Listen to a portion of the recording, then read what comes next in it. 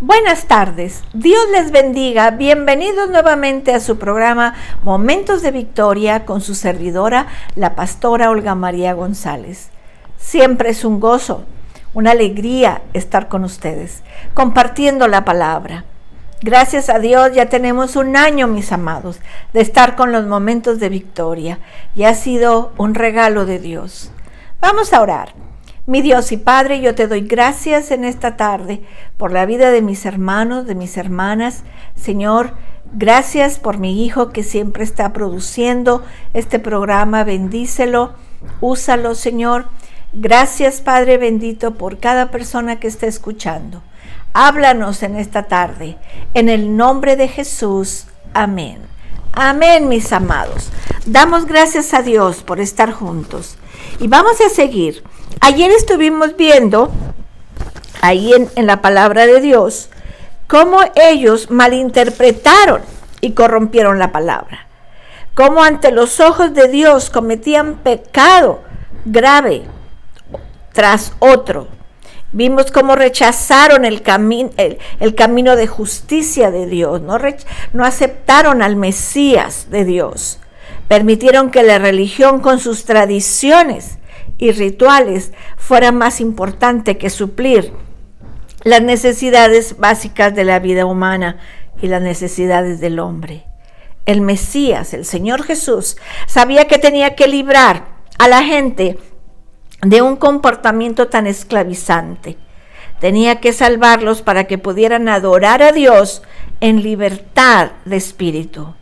Los religiosos sentían que debían oponerse a Jesús porque constituía una amenaza hacia la nación y hacia su posición y a la seguridad de ellos.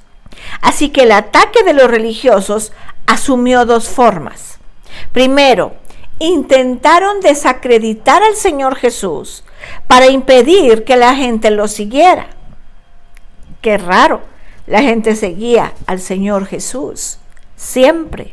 Fíjense cómo dice Mateo 21, Mateo capítulo 21, la palabra de Dios dice en el 46, 21, 46, dice la palabra de Dios, pero al buscar cómo echarle mano, temían al pueblo porque éste le tenía por profeta. A la gente no la podemos engañar. Podemos hacer cosas para engañarlos, pero la gente sabe quién es verdadero, quién es real. Y ellos sabían que el Señor Jesús era el real Mesías.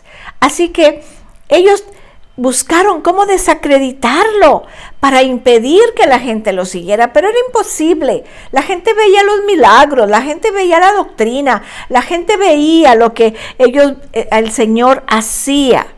Entonces tenemos que ver, y preguntaron a Jesús para acusarle. ¿Es lícito sanar el día de reposo? Lo querían desacreditar.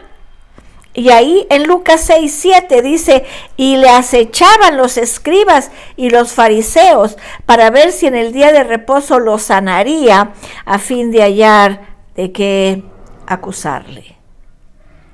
¡Qué fastidio! ¡Qué impotencia tendríamos nosotros de ver que alguien, estás tú predicando, estás tú haciendo la obra de Dios y ahí están para acusarte si dijiste, si no dijiste, si hiciste, cuando el Señor lo único que quería era bendecir a la gente. Pero los religiosos estaban tratando de acusarle. Pero el Señor Jesús seguía haciendo su obra. Él no se detuvo porque ellos estaban al acecho. Tenemos que entender eso. Fíjense que en Mateo 22, del 15 al 17, dice, entonces se fueron los fariseos y consultaron cómo sorprenderle en algunas palabras. Ya ni siquiera en milagros, sino en algunas palabras. Y le enviaron los discípulos de ellos con los herodianos, diciendo, Maestro, sabemos que eres amante de la verdad y que enseñas con verdad el camino de Dios. Y que no te cuidas de nadie, porque no miras la apariencia de los hombres. Dinos, pues, ¿qué te parece? ¿Es lícito dar el tributo a César o no? O sea, no se acababa el acecho, no se acababa el estar detrás de él. A ver, si decía que no, se hacía enemigo del César. Si decía que sí, se hacía enemigo de los religiosos. Y el Señor dijo, dale al César lo que es del César y a Dios lo que es de Dios. Y no quedó mal con nadie. Y la gente le aplaudía y los religiosos se enojaban. Nunca se habían llevado bien los fariseos con los herodianos, que son los de Herodes, pero ahora se hicieron amigos para atacar al Señor Jesús. Tenemos que darnos cuenta de eso. Segundo, como no pudieron desacreditarlo, entonces buscaban cómo matarle. ¿Cómo matarle? Fíjense ahí mismo en lo que acabamos de leer en Mateo 12, pero en el 14, que vamos a ver el lunes, si Dios quiere, dice, y salidos los fariseos, tuvieron consejo contra Jesús para destruirle. Sabiendo esto, Jesús se apartó de ahí y le siguió mucha gente y sanaba a todos. Ellos estaban tratando de matarlo, hermanos. Qué tremendo es cuando la gente está enojada, cuando la gente no quiere a alguien.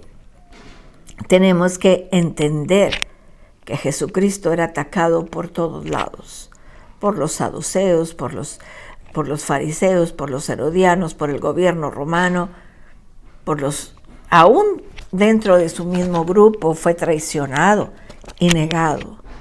Entonces dice en Mateo 26, del 3 al 4, entonces los principales sacerdotes, los escribas y los ancianos del pueblo se reunieron en el patio del sumo sacerdote llamado Caifás y tuvieron consejo para prender con engaño a Jesús. Qué triste, qué triste. El Mesías que solamente vino a salvarnos, el Mesías que solamente vino a bendecirnos. Cuidado con eso. Cuidado. Tenemos que darnos cuenta. Fíjense en Juan. Me gusta mucho este pasaje de Juan capítulo 5. Juan capítulo 5 en el versículo 16. 5, 16. Dice la palabra de Dios así.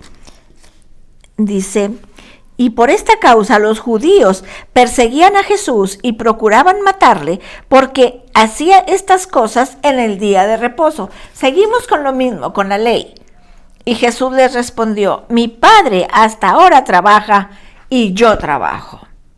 Por eso los judíos aún más procuraban matarle, porque no solo quebrantaba el día de reposo, sino que también decía que Dios era su propio Padre, haciéndose igual a Dios. Respondió entonces Jesús y les dijo, de cierto os digo, no puede el Hijo hacer nada por sí mismo, sino lo que ve hacer al Padre, porque todo lo que el Padre hace, también lo hace el Hijo igualmente. Y eso hacía enojar mucho más a los religiosos. ¿Por qué se comparaba con el Padre? ¿Por qué decía que era igual que Jehová de los ejércitos? ¿Por qué decía que era igual? Porque ellos no entendían. Porque de tal manera amó Dios al mundo, que envió a su Hijo unigénito, para que todo aquel que en él cree no se pierda, mas tenga vida eterna. Así que ellos no lo entendieron. Volvamos a Mateo, que es nuestro estudio, en el 12:11, dice, él les dijo, ¿qué hombre habrá de vosotros que tenga una oveja, y si ésta cayera en el hoyo en el día de reposo, no le eche mano y la levante? Pues cuánto más vale un hombre que una oveja. Por consiguiente, es lícito hacer el bien en el día de reposo. ¡Wow! El Señor Jesús no solamente demostró que era Hijo de Dios, que era el Mesías, sino que para demostrarles que el hombre es más que la religión. La verdad fue ilustrada. Jesús preguntó, si un hombre tiene una sola oveja, y en sábado cae en un hoyo, ¿acaso el hombre no iría a rescatarla? No nada nada más es una oveja. Puedes decir, si tu carro cayó en pozo, no lo vas a sacar, lo vas a dejar ahí todo el día. Sí, porque nosotros no tenemos ovejas ni caballos aquí en Monterrey, pero tenemos muchas cosas. Imagínense la fuerza de la pregunta de Jesús. En esa pregunta mostraba sencillamente cuán incongruentes e ilógicos era la forma de pensar de los religiosos. Los exponía delante de la gente como ignorantes y ciegos para que lo viera ante la verdad espiritual. La pregunta del Señor tiene dos aspectos. ¿Acaso no se antepone el bienestar del animal a las reglas religiosas? ¿Acaso un hombre no vale más que un animal? Esa es la pregunta del Señor. Dice ahí en Juan 7:23, si recibe el hombre la circuncisión en el día de reposo, para que la ley de Moisés no sea quebrantada, ¿os enojáis conmigo porque en el día de reposo sané completamente a un hombre? Como que no son congruentes. Y la gente decía, wow, el Mesías habla muy claro. Tenemos que entender que el Señor con preguntas se defiende. En Hebreos 13:16 dice, y de hacer bien y de la ayuda mutua no os olvidéis, porque de tales sacrificios se agrada a Dios. El Señor no quiere sacrificios, quiere compasión, quiere amor. Y dice en Santiago 2:15, y si un hermano o una hermana están desnudos y tienen necesidad de mantenimiento cada día, ¿no le darás? Tenemos que entender eso, hermanos. Tenemos que entender. Es preciso formular esas preguntas. Preguntas que deberían de escudriñar nuestros corazones. ¿Es un animal de más valor que una persona con sus necesidades? ¿Se podrá afirmar alguna vez que las cosas como rituales, como mandamientos, como ordenanzas de los hombres sean más de valor que la compasión? ¡Cuán engañados e irresponsablemente vivimos y actuamos tantas veces, mis amados! ¿Cuántas veces nos oponemos a Jesucristo y a su verdadera misión, tal como se opusieron los religiosos de ese día? Y lo hacemos por los mismos motivos, por no perder posición, para que no nos critiquen, para seguir con los rituales. Hoy tenemos animales que son más importantes que el alcanzar al hombre y suplir sus necesidades. Son los animales de los rituales, de las religiones, de las reglas, de la posición, de la seguridad. La verdad tiene que ser conocida y vivida.